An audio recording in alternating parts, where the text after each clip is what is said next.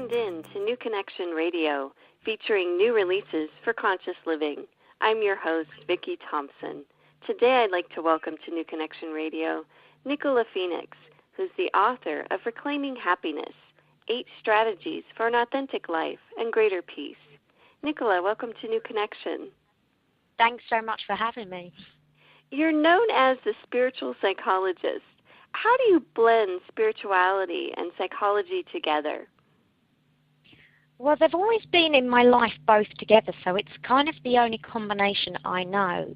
And I see it as a perfect mix because psychology is the science behind the mind and behavior, and so it gives me a real understanding of people, how we are, about the brain, about how we work. But then the yoga and my years of learning and studying and teaching a path of yoga helps you to understand that beyond the mind there is something so much more. There is this authentic self. So I think it's a perfect mix because it helps me understand where people are and how to get them to move out of their place of suffering and to greater ease.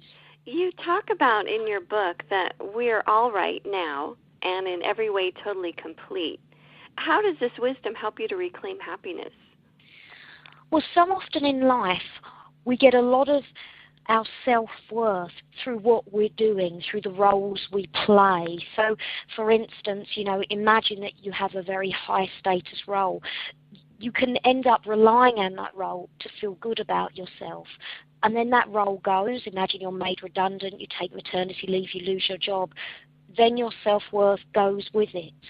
So what I'm asking people to do is just to contemplate the idea that we are more than the roles that we play, that actually beyond the mindset, we, each and every single one of us, are fully complete because at our essence, we are divine, and at our essence, each and every one of us has this spark of magnificence.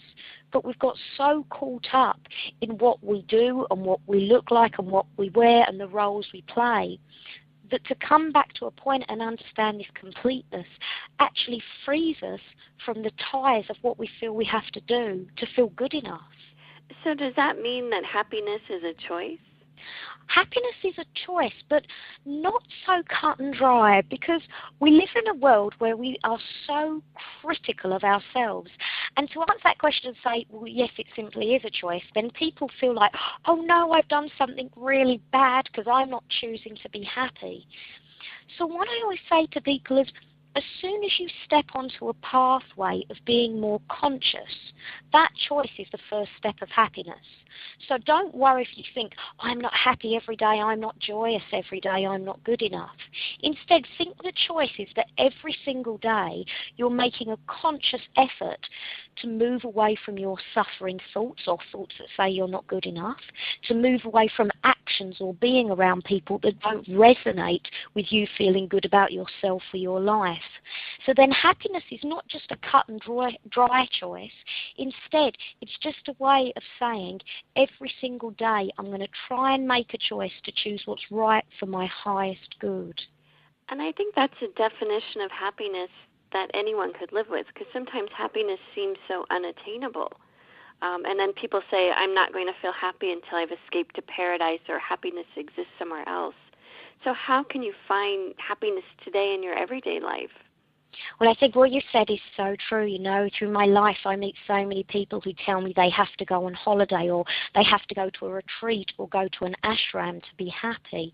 And I'm always saying, well, if we can just learn, how do we feel when we're there? Because usually, when we're on holiday, we give ourselves permission to be happy, permission to be relaxed. So can we take that same mindset from when we're in those places and put them into our everyday life? Because quite often it's our belief system, such as, I'll give you an example, we might hold the belief that between Monday and Friday, that's hard work and there's not allowed to be any rest. So we live out that life. But if we could start to move towards accepting new beliefs, which is every day I deserve rest, or every day I give myself 10 minutes in the morning just to sit and meditate or breathe, if we can change our mindset to allow that in, then we'll find that that peace comes every day. And have those holidays and have those retreats because you deserve them, but don't rely on them for this one little space in your life for peace when you can start to build it into every single day. That's a wonderful way of looking at happiness. Sometimes I think that anger might keep us from happiness, and some people are afraid of expressing anger. How can you safely express anger so you can feel more at peace? I think that's a great question, because anger is something that when we're living a very conscious life, we often feel bad for being angry. But if we can look at any stage of healing and acceptance, sometimes anger is actually part of that process. We only need to look at grieving or disappointment, and sometimes in order to find acceptance, we have to move through the anger. We have to be angry, why did that person have to die, or why did that person have to have the affair? So what it's showing us is it's actually an emotion that we should not deny. Yet when it comes up, find what's right for us. Now, there are many ways, and I don't believe there is one right way to deal with anger. The first thing would be learn that you can safely express it, because many people who grow up in very angry or traumatic societies or situations find it quite hard to feel it's safe to be angry. So I always say to people, a really good thing to do is write down how you're feeling. Because if you can start to just write it down, that's a very safe way to do it. You don't need to write it down in terms of to hurt other people. It's about how can I release it. So in my own life, and I write about this in my book, there was a time when I was so angry at what somebody did to hurt someone in my family. And my anger turned into digestive problems. I was in so much pain I could barely eat a normal meal for 3 weeks. And I thought, this is all anger, and I knew it. So I would sit down and I would write a letter to the person I was angry at. But I wasn't writing that letter to hurt them, and that's a really important thing. I was only doing it for my own self-growth. And every single week I would sit and write them this letter. And I would write everything. I'm angry because of this. I'm angry because this has had to change. And it was all me. It was all, my identity. Look how it's hurt me.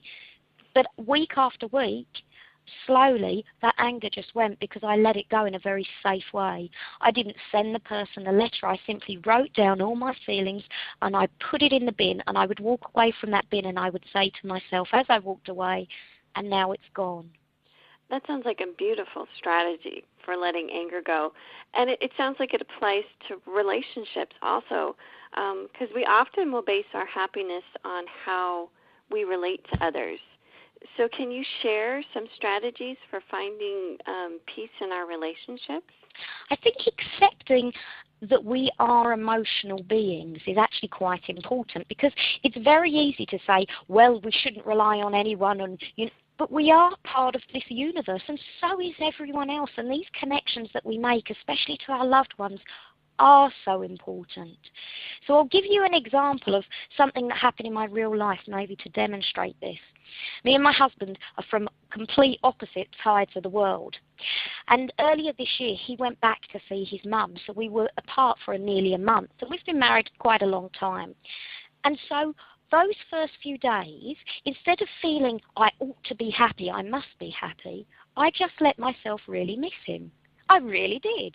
I thought, oh yeah, look, I'm here, and we'd usually do this together. So the first thing with relationships is accept how you feel. But then I also had to understand that even though we are married, and we have been and we will be for a long time, I couldn't rely on having a whole month of missing him, or I was going to spend every single present moment while he was away having a great time on the beach. I was going to be miserable. So then I said to myself from that point of view, yes, being in this relationship brings me great joy, but in order to be really happy, I'm going to have to, in every single present moment when he's away, bring myself to my own happiness and learn that I'm not reliant on him for feeling good. So I used that month, and the funny thing was I did so many things. I found such great peace and happiness that when he came back, I was like a new woman. It was like, who's this woman? What did you do with my wife? Because I'd spent a whole month literally, starting new activities, doing new things, and nurturing myself in ways that I probably wouldn't have done had I had to go through those really uncomfortable feelings of missing him. So we can find harmony, but don't deny how you feel. Let it come out and then learn how to move away from it. That's wonderful. Well, you've really provided some wonderful advice for moving towards happiness today. Bless you. Thank you so much. Thanks, Nicola. Join us next time on New Connection Radio, your source for conscious living.